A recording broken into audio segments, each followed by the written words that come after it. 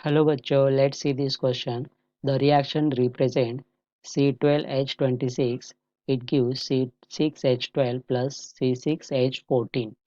The option is A. Substitution, B. Synthesis, C. Cracking and D. Polymerization.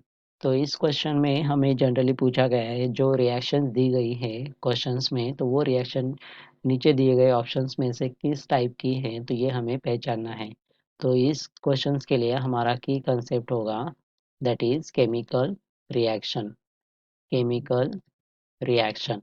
अब chemical reactions मतलब जब कोई reactant ये किसी रिएजेंट के साथ रिएक्ट होता है या फिर in the presence of some catalyst या फिर वो कोई स्पेसिफिक कंडीशंस में रिएक्शन होती है एंड एक नया प्रोडक्ट फॉर्म होता है, तो उसे हम क्या कहते हैं, that is chemical reaction.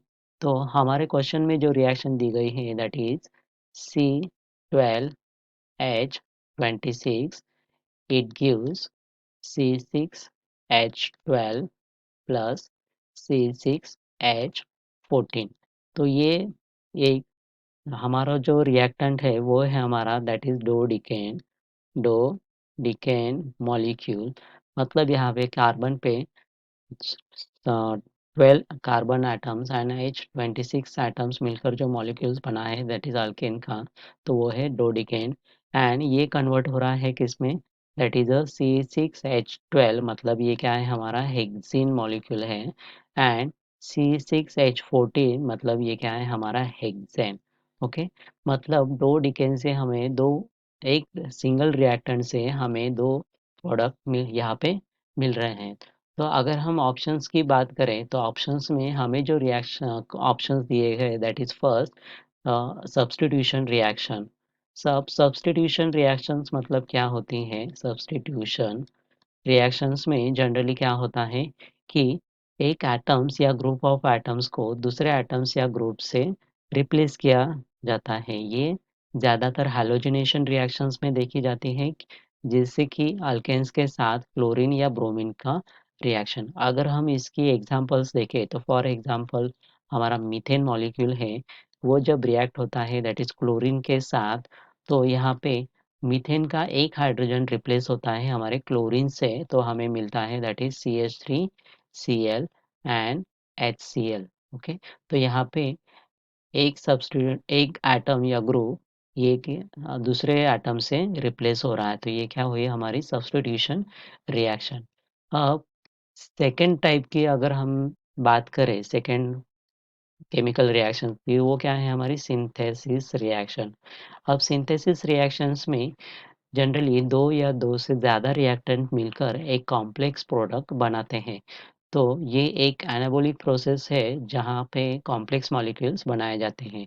For example अगर हम N2 गैस को रिएक्ट करें हाइड्रोजन गैस के साथ, तो वो हमें अमोनिया देता है, अमोनिया मॉलिक्यूल्स को देता है। तो ये क्या हुई हमारी सिंथेस, अमोनिया मॉलिक्यूल की सिंथेसिस हुई, तो इसीलिए इसे हम क्या कहेंगे, सिंथेसिस रिएक्शंस।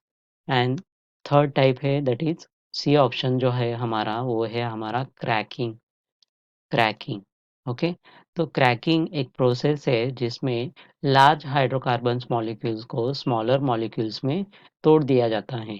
ये प्रोसेस जनरली ऑयल रिफाइनिंग में यूज़ होती है, जहां लार्जर अल्केन्स को स्मॉलर अल्केन्स और अल्किन्स में ब्रेक कर दिया जाता है। यानी कि हमारे क्वेश्चंस में जो रिएक्शन दी गई है दैट इज C12H26, ये हमें दो प्रोडक्ट दे रही है that is C6H12 plus C6H14। Okay, तो ये क्या है हमारा larger molecule that is dodecane, तो ये कन्वर्ट हो रहा है दैट इज हेक्सिन में एंड हेक्सेन में। तो ये रिएक्शन कौन सी होगी हमारी, cracking reaction. And the options में हमें दिया गया है that is the polymerisation. Polymerisation, तो पॉलीमराइजेशन रिएक्शंस में जनरली स्मॉल मॉलिक्यूल्स, तो इसको हम मोनोमर्स भी कहते हैं, तो ये मोनोमर्स मिलकर एक लार्ज मॉलिक्यूल बनाते हैं दैट इज पॉलीमर बनाते हैं। तो ये रिएक्शन यूजुअली अल्किन्स के साथ देखी जाती हैं जहाँ पे इथिन जैसे मोनोमर्स पॉलीमर्स बनाते हैं। अगर हम इसका एग्जांपल्स देखें तो दैट इज इथिन्स मॉलिक्यूल्स ये यूज होते हैं as a monomers and number of ethane molecules बना मिलकर एक लॉन्ग चेन फॉर्म करते हैं दैट इज इथेन की, तो वो क्या हुए हमारे पॉलीमर्स। ओके, तो अगर हम ऑप्शंस की बात करें तो यहाँ पे C6H26 डोडिकेन को छोटे मॉलिक्यूल्स में कन्वर्ट किया जा रहा है that is hexane and hexane में। तो ये क्या हुए यहाँ पे डोडिकेन का मॉलिक्यूल ब्रेक हो रहा है दो प्रोडक्ट में। तो ये रिएक्शंस हो गए हमारी क्रैकिंग रिएक्शंस। ओके, तो क्वेश्चंस में हमें जो ऑप्शंस दिए गए हैं that is option C is our correct answer. तो our final answer is option C. I hope you understand it well. Best of luck.